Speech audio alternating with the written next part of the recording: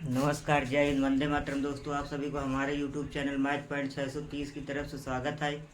दोस्तों, आप सभी को इस वीडियो में निर्देशांक ज्यामिति के कुछ महत्वपूर्ण सूत्रों या निर्देशांक ज्यामिति के बारे में महत्वपूर्ण जानकारी बताई जाएगी। दोस्तों, आप सभी को ये प्रश्नावली कक्षा 10, कक्षा 9 और कक्षा 7, 8 सभी के लिए आगे कंपटीशन लेवल के लिए बहुत ही महत्वपूर्ण रहेगा। दोस्तों, ये वीडियो देखते हैं, इसके बारे में जानते हैं। दोस्तों, निर्देशांक ज्यामिति में ये एक काटती तल पर चतुर्थांश बने हैं। इसमें क्या है दोस्तों, ये आपकी क्या है, एक अक्ष की धनात्मक रेखा है। ये क्या है दोस्तों, एक अक्ष की धनात्मक रेखा है। और इधर क्या रहेगी, एक अक्ष की ऋणात्मक रेखा रहेगी। ये दोस्तों वाई अक्ष की क्या है, धनात्मक रेखा है। और ये दोस्तों क्या है, वाई अक्ष की ऋणात्मक रेखा है। इतनी बात समझ में आई दोस्तों। और ये क्या है दोस्तों, जो आपका प्रतिच्छेद बिंदु इसे बोलते हैं, इसी को क्या बोलते हैं, मूल बिंदु बोलते हैं। ये ओ है, ओ को दोस्तों मूल बिंदु भी कहते हैं और क्या कहते हैं, प्रतिच्छेद बिंदु भी कहते हैं। दोस्तों ध्यान से देखिएगा, ये जो आपके दोस्तों एक अक्ष की रेखा है, इस रेखा को क्या कहते हैं दोस्तों, इस रेखा को कहते हैं क्षैतिज रेखा। क्या कहते हैं दोस्तों, इस रेखा को क्या बोलते हैं, क्षैतिज रेखा। ठीक। और दोस्तों जो वाई अक्ष की है, इस रेखा को क्या बोलते हैं, ऊर्ध्वाधर रेखा बोलते हैं। क्या बोलते हैं दोस्तों,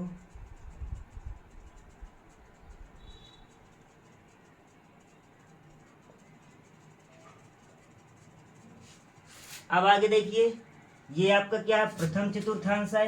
ये कौन चतुर्थांश दोस्तों, प्रथम चतुर्थांश। इसे क्या बोलते हैं, प्रथम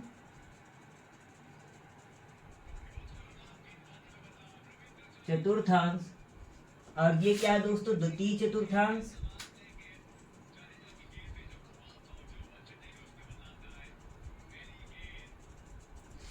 द्वितीय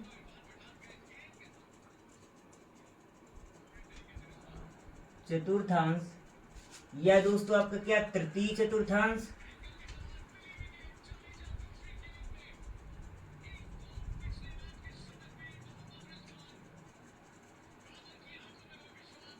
और यह दोस्तों आपका चतुर्थ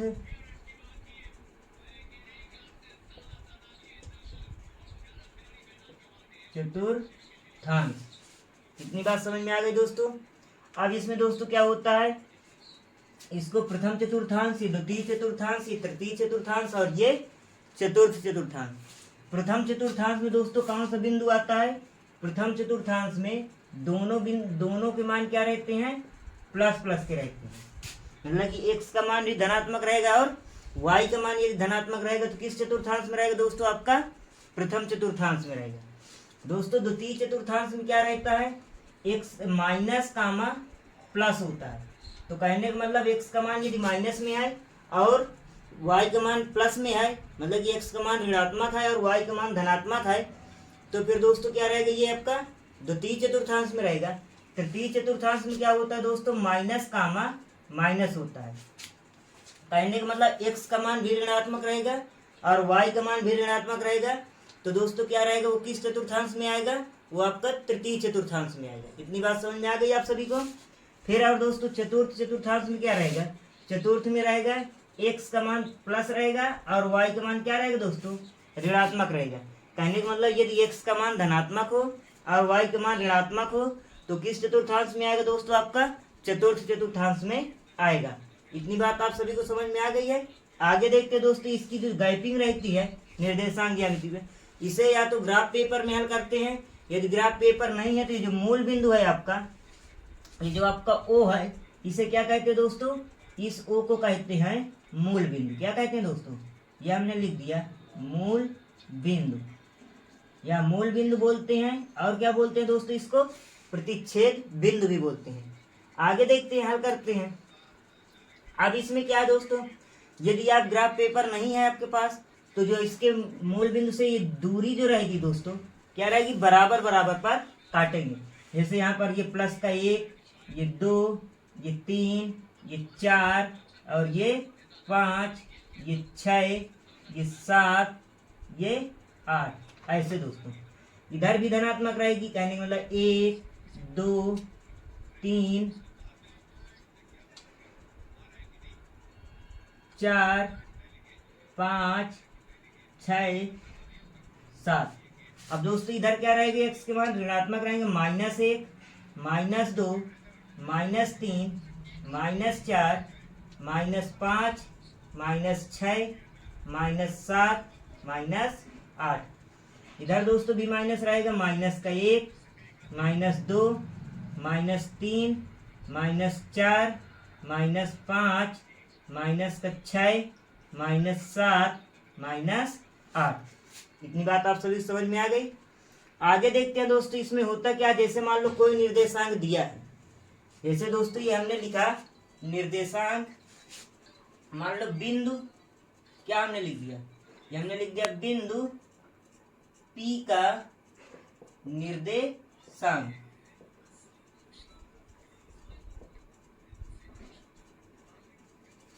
बिंदु P का निर्देशांक जैसे हमने लिख दिया क्या, 5,4 ऐसे लिख दिया। तो दोस्तों ये जो 5 है ये किसका मान होता है, ये दोस्तों x का मान होता है, और ये 4 है ये किसका मान होता है, ये दोस्तों y का मान होता है। कितनी बात समझ में आ गई दोस्तों। कहने का मतलब पहला वाला बिंदु क्या होता है, x का मान होता है, और दूसरा वाला y का मान होता है। कितनी बात समझ में आ गई। अब दोस्तों क्या है, x वाले मान को ही, जो ये x है इसे क्या बोलते हैं दोस्तों, इसे बोलते हैं भुज। क्या बोलते हैं दोस्तों, कहने का मतलब x वाले मान का क्या है, इसे भुज बोलते हैं, और जो दोस्तों y का मान होता है इसे क्या बोलते हैं, कोटि बोलते हैं। क्या बोलते हैं, इसे दोस्तों भुज बोलते हैं। अब मतलब x वाले मान को क्या बोलते हैं, भुज बोलते हैं, और y वाले मान को क्या बोलते हैं, कोटि बोलते हैं। इतनी बात समझ में आ गई आप सभी को। देखते हैं दोस्तों, और इसमें 2-3 बातें महत्वपूर्ण है, देखते हैं। जैसे आपसे कोई कह दे मूल बिंदु का निर्देशांक बताइए, क्या कह दे दोस्तों, मूल बिंदु का निर्देशांक। ये दोस्तों इसकी बेसिक है, यदि इसके बारे में नहीं जानकारी रहेगी तो आपको सवाल लगाने में, जब ये तो दोस्तों निर्देशांक ज्यामिति की एकदम बेसिक क्लास है, इसमें से क्या होता है आपकी बेसिक मजबूत हो जाएगी, ये मेरा आशा है। आगे देखते हैं दोस्तों, जब आपसे कोई कहते हैं कि मूल बिंदु का निर्देशांक बताइए, तो मूल बिंदु का निर्देशांक क्या होता है दोस्तों, 0,0।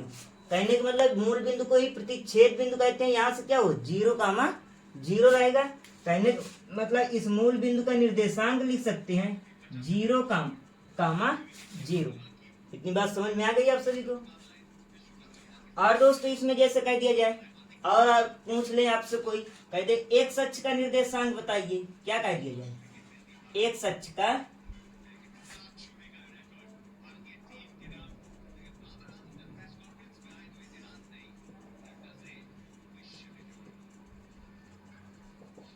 जैसे ही आपसे कोई पूछे एक अक्ष का निर्देशांक बताइए, तो क्या आएगा दोस्तों, x, 0। एक अक्ष का निर्देशांक पूछा जाएगा तो क्या रहेगा उसमें दोस्तों, y का मान क्या रहेगा, 0 रहेगा। तो एक अक्ष का निर्देशांक होता है x, 0। यदि आपसे उसी प्रकार जैसे कोई पूछ ले y अक्ष का निर्देशांक बताइए, तो y अक्ष का निर्देशांक मतलब y अक्ष में रहेगा जाके वो बिंदु, तो y अक्ष का निर्देशांक बराबर हो जाएगा दोस्तों, y अक्ष का निर्देशांक क्या होता है, ये होता है 0,y। इतनी बात समझ में आ गई। यदि आपसे कोई पूछे कि मूल बिंदु का निर्देशांक बताइए, तो मूल बिंदु का निर्देशांक क्या होता है, 0,0। यदि कह दे x अक्ष का निर्देशांक तो क्या होता है, x, 0। y अक्ष का निर्देशांक पूछा जाए तो क्या बताओगे, 0,y। इतनी बात आप सभी समझ में आ गई। आगे देखते हैं इसमें क्या है। अब जैसे दोस्तों इसमें कह दिया जाए कि जैसे आपसे कह दिया जाए कि जैसे कोई बिंदु दे दिया जाए, ये मान लो हमने लिखा बिंदु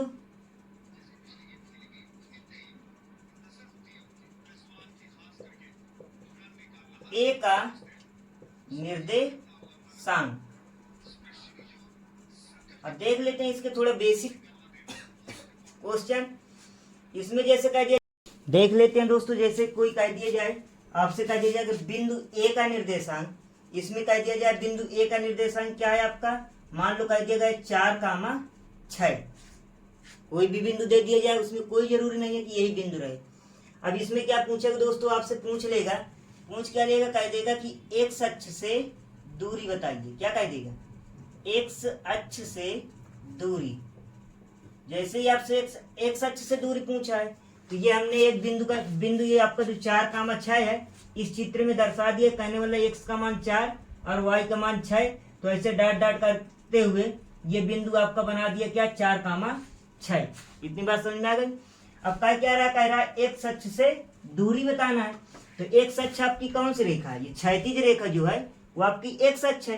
तो इससे दूरी कितनी पर है, 6 पर है। तो कहने का मतलब एक्स अक्ष से दूरी कितनी हो जाएगी, क्या हो जाएगी दोस्तों, आपका 6 हो जाएगी। इतनी बात समझ में आई। अब इसी में दोस्तों आपसे कोई पूछ ले कि वाई अक्ष से दूरी बताइए। क्या कह दे, वाई अक्ष से दूरी बताइए। जैसे दोस्तों आप वाई अक्ष से दूरी बताओगे, तो वाई अक्ष से दूरी, अब इसमें दोस्तों वाई अक्ष कौन सा है आपका, वाई अक्ष ऊर्ध्वाधर रेखा कहलाती है। ऊर्ध्वाधर रेखा मतलब वाई अक्ष से दूरी कितनी पर है, इससे दूरी कितनी पर है, 4 पर है। तो कहने का मतलब वाई अक्ष से दूरी आप बताएंगे कितना, 4 बताई जाएगी। इतनी बात समझ में आई बात। अब आगे देखते हैं दोस्तों। अब या तो कह सकते हैं एकदम मोटिए दिमाग से, यदि आपसे पूछा जाए कि एक्स अक्ष से दूरी बताना है, तो एक्स अक्ष से दूरी जब बताने के लिए पूछा जाए तो किसका मान बताओगे दोस्तों, वाई का मान रहेगा। किसका मान रहेगा दोस्तों, वाई का मान रख देना है, एक्स अक्ष से दूरी आ जाएगी। उसी प्रकार दोस्तों यदि आपसे वाई अक्ष से दूरी पूछा जाए, तो उसमें किसका मान बताना है, एक्स का मान बताना है। किसका मान बताना है, एक्स का मान बताना है। तो इतनी बात आप सभी को समझ में आ गई। यदि दोस्तों आप सभी को इतनी बात समझ में आ गई है, जितना आपको बताया गया है, यदि आपको सभी बात समझ में आ गया है, तो इस वीडियो को दोस्तों लाइक कीजिए और अपने दोस्तों के पास शेयर कीजिए। यदि इस चैनल में नए हैं तो इस चैनल को सब्सक्राइब कर लीजिए। देखते हैं दोस्तों आगे भी इसमें और बताया जाएगा। हाँ, तो देखिए दोस्तों, जैसे ही हमने लिख दिया बिंदु ए का निर्देशांक, बिंदु ए के निर्देशांक में क्या हमने लिख दिया, 4,7। इसमें यदि आपसे पूछ ले, जैसे ये आपका बिंदु दिया, कोई भी बिंदु दिया हो, इसमें कह दिया जाए कि इसकी भुज बताइए। क्या बताइए, इसमें आपसे पूछ सकता है भुज। ये जैसे हमने भुज बताने के लिए कह दिया, तो भुज क्या होता है दोस्तों, एक्स वाले मान को, ये जो आपका एक्स का मान है, ये वाला, ये किसका मान है, और ये वाला कौन सा है, ये आपका एक्स है, और ये कौन सा है आपका वाई। तो कहने का मतलब एक्स वाले मान को क्या कहते हैं, इसे को क्या कहते हैं, भुज कहते हैं। क्या कहते हैं इसको दोस्तों, भुज कहते हैं। और इसे क्या कहते हैं, कोटि कहते हैं। मतलब कि एक्स वाले मान को क्या कहते हैं, भुज कहते हैं, और इसे क्या कहते हैं आप, कोटि कहते हैं।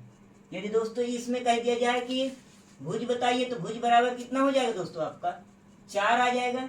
यदि आपसे कह दे कोई कोटि ज्ञात कीजिए इसकी, तो कोटि बराबर क्या हो जाएगी दोस्तों, कोटि में किसका मान बताया जाता है, वाई का। तो कोटि का मान आ जाएगा कितना, 7 आ जाएगी। इतनी बात समझ में आ गई। अब यदि दोस्तों इस बिंदु में क्या पूछ सकता है, इस बिंदु में पूछ सकता है कि 4,7, ये जो आपका 4,7 है, ये किस चतुर्थांश में है।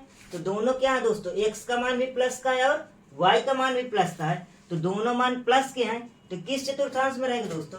कहने का मतलब ये 4,7 किस चतुर्थांश में है, प्रथम चतुर्थांश में। किसमें है दोस्तों, ये प्रथम चतुर्थांश में रहेगा। इतनी बात समझ में आ गई। इसके अलावा कुछ भी पूछ लिया जाए, जैसे मान लो कोई बिंदु दे दिया गया, कह दिया जाए -5,8, ऐसे कह दिया। अब इसमें कह दे इसकी भुज बताइए। क्या पूछ लिया, भुज बताइए। तो भुज में किसका मान बताते हैं, एक्स का। तो भुज बराबर क्या लिख देंगे, -5। यदि आपसे कह दे कोटि बताइए, तो कोटि बराबर क्या लिख देंगे दोस्तों, वाई का मान कोटि होता है, तो कोटि बराबर क्या आ जाएगा, 8 आ जाएगा। कितनी बात समझ में आ गई। यदि कह दे -5,3 किस चतुर्थांश में है, तो -5 एक्स का मान माइनस में है और वाई का मान क्या है, धनात्मक है। तो माइनस और प्लस, माइनस प्लस किस चतुर्थांश में आता है, द्वितीय चतुर्थांश में आता है। तो कहने का मतलब किस चतुर्थांश में आ जाएगा दोस्तों, द्वितीय चतुर्थांश में आ जाएगा। मेरी बात आप सभी को समझ में आ रही है। इसी प्रकार के दोस्तों आपका बिंदु का निर्देशांक दे देगा, कह देगा कि आप इसमें भुज, कोटि या चतुर्थांश बताना रहेगा, तो चतुर्थांश आराम से आप बता ले जाएंगे। जैसे दोस्तों एक उदाहरण और दे रहे हैं, जैसे हमने लिख दिया 5 कामा माइनस का 2, इतना लिख दिया दोस्तों। इसमें क्या दोस्तों, इसमें यदि आपसे पूछ लिया जाए क्या भुज, तो क्या हमने पूछा आपसे, पहले भुज पूछा, तो भुज में क्या बताया जाता है, एक्स का मान भुज बराबर आ जाएगा 5। यदि आपसे कोई पूछ ले कोटि बताइए, तो कोटि बराबर आ जाएगी कितना इसमें दोस्तों, माइनस का 2 आ जाएगी। वाई का मान बताया जाता है। अब उसमें दोस्तों क्या कह दे, किस चतुर्थांश में है, तो एक्स का मान धनात्मक और वाई का मान ऋणात्मक, एक्स का मान धनात्मक और वाई का मान ऋणात्मक किस चतुर्थांश में आया है, चतुर्थ चतुर्थांश में। तो इसमें क्या बता देंगे दोस्तों आप, ये है आपका किसका, चतुर्थ कहने मतलब ये किस चतुर्थांश में है दोस्तों, आपका चतुर्थ चतुर्थांश में है। इतनी बात समझ में आ गई। अब अगर कह दे इसका दोस्तों क्या कह दे ग्राफ पेपर में प्रदर्शित कीजिए, तो देखते हैं ग्राफ पेपर में कैसे प्रदर्शित करते हैं। तो कहने वाला एक्स का मान 5 है, वाई का मान माइनस का 2 है। तो एक्स का मान क्या है, धनात्मक में 5 ये यहाँ पर बैठा है, और वाई का मान क्या है, ऋणात्मक का माइनस का 2 ये यहाँ पर बैठा है। तो इससे सीधा ऐसे दोस्तों लाइन क्रॉस करते हुए बना ले जाएंगे धीरे धीरे डॉट डॉट करते हुए, और 5 के नीचे ऐसे ले आएंगे, तो ये हो जाएगा क्या है आपका बिंदु का निर्देशांक आ जाएगा। यहीं पर दोस्तों लिख दिया जाए कितना, 5 कामा माइनस का 2, ये आपका क्या हो गया, ग्राफ पेपर में प्रदर्शित हो जाएगा। ये भी बात आप सभी को इतनी बात समझ में आ गई होगी। फिर मैसेज आ गया लदाए बहुत सड़ी के।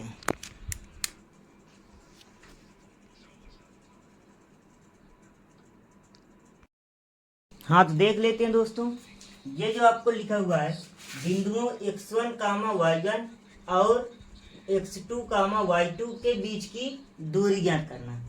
ये जो दोस्तों सूत्र बताए जा रहे हैं, ये कक्षा 10 के लिए बोर्ड पेपर में आने वाले सवालों के लिए बहुत ही महत्वपूर्ण रहेगा। इस दोस्तों ये किस इकाई के सूत्र रहेंगे, आपके 7 इकाई के सूत्र रहेंगे कक्षा 10 वाले बच्चों के लिए। तो देखते हैं दोस्तों, इसमें क्या दिया, कह रहा है x1 कामा y1, 2 बिंदु दिए हैं, 2 बिंदु के निर्देशांक दिए हैं। पहला दिया है मान लो x1 कामा y1, दूसरा दिया है x2 कामा y2, इसके बीच की दूरी का सूत्र बताना है। देखते हैं दोस्तों, हम एक ये रेखाखंड बना लेते हैं ऐसे, कोई भी हो, और थोड़ा सा बड़ा बना लेते हैं ऐसे। तो ये दोस्तों क्या हुआ है, मान लो इसको a मान रख दिया और इसको क्या रख दिया, b रख दिया। इसका निर्देशांक क्या है दोस्तों, दिया है x1 कामा y1, और इसका निर्देशांक क्या दिया है, x2 कामा y2। इतनी बात समझ में आ गई। अब किसका सूत्र बताना है दोस्तों, आपको बीच की दूरी का सूत्र बताना है। किसके सूत्र बताना है, ये हमने लिख दिया बीच की दूरी। बीच की दूरी को किससे प्रदर्शित करते हैं दोस्तों, d से प्रदर्शित करते हैं।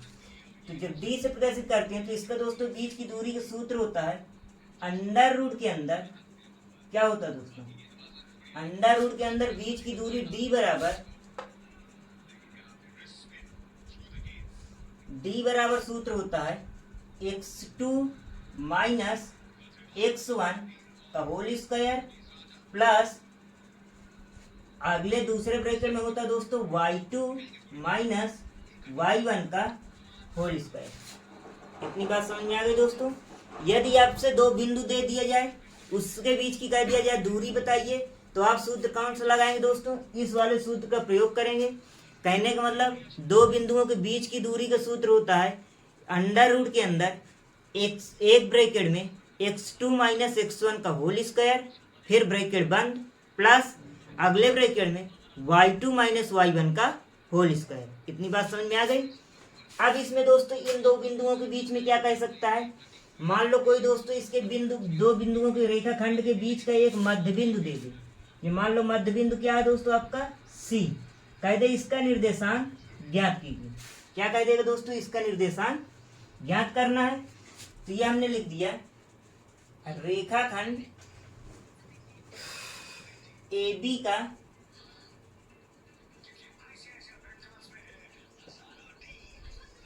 मध्य बिंदु का सूत्र। मध्य बिंदु का दोस्तों सूत्र क्या होता है, इसको देख लेते हैं। मध्य बिंदु निकालने का सूत्र होता है ब्रैकेट में मान लो x1 प्लस x2 बटे 2 कामा y1 प्लस y2 बटे 2। यदि दोस्तों दो बिंदुओं के बीच का मध्य बिंदु निकालने का सूत्र क्या होता है, x1 प्लस x2 बटे 2 कामा y1 प्लस y2 बटे 2। इतनी बात समझ में आ गई। अब दोस्तों इसमें रेखाखंड में क्या कह सकता है, जैसे मान लो अब मध्य बिंदु का सूत्र हो गया, और क्या आ सकता है दोस्तों इसमें आपसे कह सकता है कि जैसे मान लो कोई बिंदु दिया है, उसमें ये ना कह दे कि ये मध्य बिंदु है या नहीं है, इससे कोई मतलब नहीं है। मान लो ये आपका बिंदु दिया है, इस बिंदु पर मान लो ये बिंदु दिया है आपका क्या P दिया है, इस पर कोई अनुपात दिया हो, क्या ये अनुपात मान लो M1 है और इधर क्या दिया है दोस्तों M2 दिया है। आई बात समझिए, ये एक रेखाखंड है, भी क्या है आपका रेखाखंड है, दो बिंदु हैं, दो बिंदुओं के बीच का अनुपात M1 अनुपात M2 दिया है, तो कह दे कि बिंदु P का निर्देशांक ज्ञात कीजिए। तो जब दोस्तों दो बिंदु दिए हो और उसके बीच का अनुपात मालूम हो, तो जब कोई बिंदु का निर्देशांक ज्ञात करने का सूत्र क्या होता है उसे भी देख लेते हैं। कहने का मतलब ये लिखा हमने क्या, बिंदु P का निर्देशांक। जब किसमें दोस्तों, जब मतलब कि दो बिंदु दिए हों और उनके बीच का अनुपात दिया हो, तो उसमें एक कोई भी बिंदु निकालने का सूत्र, मतलब कोई भी बिंदु निकालना हो तो उसके लिए कौन सा सूत्र प्रयोग किया जाएगा, उसके बारे में हम अब चर्चा करेंगे। तो जैसे कहते मान लो ये बिंदु P है, ये दो बिंदु दिए हैं, इसके बीच का अनुपात M1 अनुपात M2 दिया है, तो उसमें कह रहा है बिंदु P का निर्देशांक। तो बिंदु P का निर्देशांक निकालेंगे कैसे, कौन सा सूत्र लगा के दोस्तों, ये हमने लिखा बिंदु P का निर्देशांक बराबर, इसमें सूत्र क्या होता है, सूत्र होगा दोस्तों आपका M1 x2 plus M2 x1 बटे M1 प्लस M2। इतनी बात समझ में आ गई, कामा फिर आगे दोस्तों क्या होगा, M1 y2 plus M2 y1 बटे M1 प्लस M2। इतनी बात समझ में आ गई। तो कहने का मतलब दोस्तों यदि कोई दो बिंदु दिए हों और उनके बीच का अनुपात मालूम हो, तो कोई भी उस बिंदु मतलब कि रेखाखंड के बीच का कोई भी बिंदु निकालने के लिए आपको कह दिया जाए, तो अनुपात है यार दो बिंदुओं के बीच में संबंध ये होता है। सूत्र क्या होता है दोस्तों, M1 x2 plus M2 x1 बटे M1 प्लस M2, फिर कामा M2 y1, नहीं दोस्तों हाँ चाहे M2 y1 लिख लो, फिर प्लस M1 y2 लिख लो, या कह सकते हैं M1 y2 plus M2 y1 बटे M1 प्लस M2। इतनी बात आप सभी को समझ में आ गई। तो आगे देखते हैं दोस्तों कक्षा 10 में और कौन से सूत्र प्रयोग में आएंगे, उसके बारे में चर्चा करेंगे। देख लेते हैं दोस्तों, जैसे इसमें कोई तीन बिंदु दिए हों, जैसे बिंदु दिया है x1 कामा y1, फिर x2 कामा y2 और x3 कामा y3। इसमें तीन बिंदु से त्रिभुज बनाते, मतलब कि तीनों बिंदु क्या हो, एक ही रेखा पर ना हो। तो जब तीन बिंदुओं से क्या बनेगा दोस्तों, कैसी आकृति बनेगी आपकी, त्रिभुज बनेगी। तो हमने A B C तीन बिंदु ले लिए और ये A का निर्देशांक x1 कामा y1 रख दिया, B का निर्देशांक x2 कामा y2 रख दिया और C का निर्देशांक x3 कामा y3 रख दिया। इसमें दोस्तों क्या कहते हैं, त्रिभुज का क्षेत्रफल ज्ञात कीजिए। तो क्षेत्रफल ज्ञात करने का सूत्र क्या होता है, ये हमने लिखा त्रिभुज ABC का क्षेत्रफल। तो क्षेत्रफल का सूत्र क्या होता है देख लेते हैं दोस्तों, 1/2। ये सूत्र दोस्तों कक्षा 10 के लिए बहुत ही महत्वपूर्ण है। इसमें होगा दोस्तों 1/2 बड़ा ब्रैकेट x1 ब्रैकेट में y2 माइनस का y3 फिर प्लस x2 अगले ब्रैकेट में होता है दोस्तों y3 माइनस का y1 फिर प्लस x3 अगले ब्रैकेट में y1 माइनस का y2, ब्रैकेट बंद और बड़ा ब्रैकेट भी बंद हो जाएगा। ये त्रिभुज के क्षेत्रफल का सूत्र क्या होता है, एक बार फिर से दोहराते हैं। इन्हीं तीन बिंदुओं से घिरा हुआ त्रिभुज के क्षेत्रफल का सूत्र होगा 1/2 बड़ा bracket x1 y2 minus y3 छोटे ब्रैकेट में फिर ब्रैकेट बंद प्लस x2 फिर छोटे ब्रैकेट में y3 माइनस का y1 प्लस x3 फिर दोस्तों क्या होता है छोटे ब्रैकेट में y1 माइनस का y2, छोटा ब्रैकेट बंद हो जाएगा और बड़ा ब्रैकेट भी बंद हो जाएगा। अब दोस्तों रही बात ये सूत्र को देख के बहुत सारे बच्चे कहते हैं कि ये सूत्र हमें याद नहीं होगा। तो उसको भी दोस्तों याद करने का आपको ट्रिक बताया जाएगा। तो देखते हैं उसकी ट्रिक क्या होती है दोस्तों। यदि कोई 3 बिंदु दिए हैं तो उसके त्रिभुज के क्षेत्रफल, ये तो आप सभी को याद रहेगा। त्रिभुज के क्षेत्रफल में हाँ 1/2 होता है बड़ा ब्रैकेट, फिर x1 होता है, फिर कहीं x2 होता है, फिर x3, ये तो याद रहेगा। आती है बात y वाले पदों में कि पहले y1 रहेगा कि y2 रहेगा, y3 पहले रहेगा कि y1 पहले रहेगा, ये समस्या आती है। तो उसके लिए दोस्तों आपको एक ट्रिक ध्यान देनी पड़ेगी। तो इसमें क्या है, जब y2 माइनस y3 है तो इसे बना दिया हमने 23, y3 माइनस y1 तो इसे बना दिया 31, इसे क्या लिख देंगे दोस्तों 12। तो कहने का मतलब 3 अंक आप याद कर लेंगे कोड की तरीके में। जैसे मान लो कोड दिया 23, 31, 12, जैसे ही आप अब त्रिभुज के क्षेत्रफल आप आसानी से बना लेंगे। जैसे त्रिभुज के क्षेत्रफल आपसे पूछा गया तो आप क्या बता देंगे 1/2 बड़ा ब्रैकेट x1, फिर छोटे ब्रैकेट में जब 23 आए तो कहने का मतलब y2 माइनस y3, छोटे ब्रैकेट बंद कर देंगे, प्लस x2, 31 आए तो 31 में क्या हो जाए y3 माइनस y1, फिर प्लस x3, अगले ब्रैकेट में 12 मतलब y1 माइनस का y2। तो कहने मतलब 23, 31, 12 के द्वारा आप आराम से त्रिभुज के क्षेत्रफल त्रिभुज के क्षेत्रफल निकालने का सूत्र याद कर लेंगे। अब इसमें दोस्तों इसमें एक बात और आती है कि जैसे कह दिया जाए कि ये तीनों बिंदु क्या है, 3 बिंदु दिए हैं, कह दिया जाए कि तीनों बिंदु संरेखी हैं, तो आप कैसे बताएंगे कि तीनों बिंदु संरेखी हैं या नहीं। या दोस्तों कोई बिंदु में कह दिया जाए ये तीनों बिंदु दिए हैं, इसमें कहीं पर एक कोई अचर मतलब चर संख्या रख दिया जाए, बाकी सभी मान अचर हों, तो कायदे मान लो k का मान ज्ञात करना है, या किसी कोई एक बिंदु रख दिया जाए उसमें कायदे p का मान ज्ञात कीजिए, और कायदे जब ये तीनों बिंदु क्या हो संरेखी हो तो उसके लिए क्या सूत्र होता है देख लेते हैं। ये हमने लिखा जब तीनों बिंदु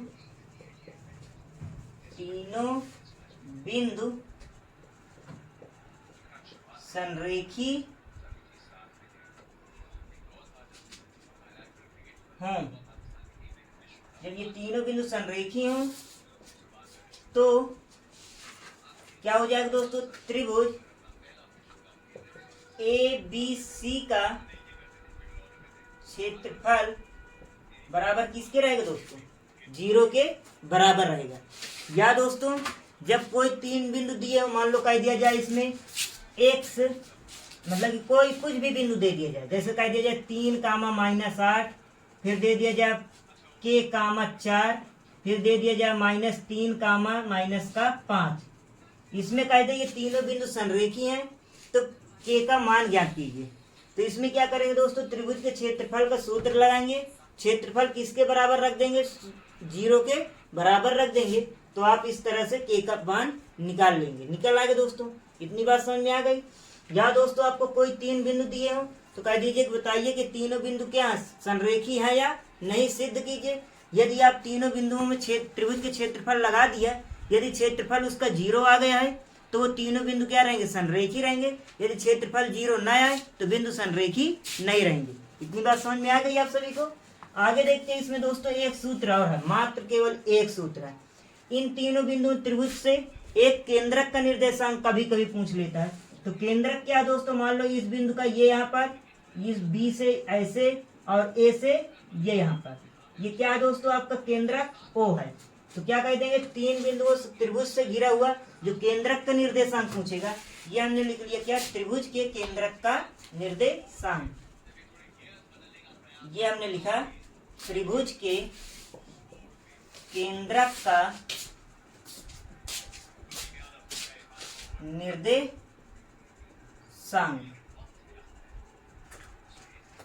इसका दोस्तों सूत्र क्या होगा, x1 plus x2 plus x3 बटे 3 कामा y1 plus y2 plus y3 बटे 3।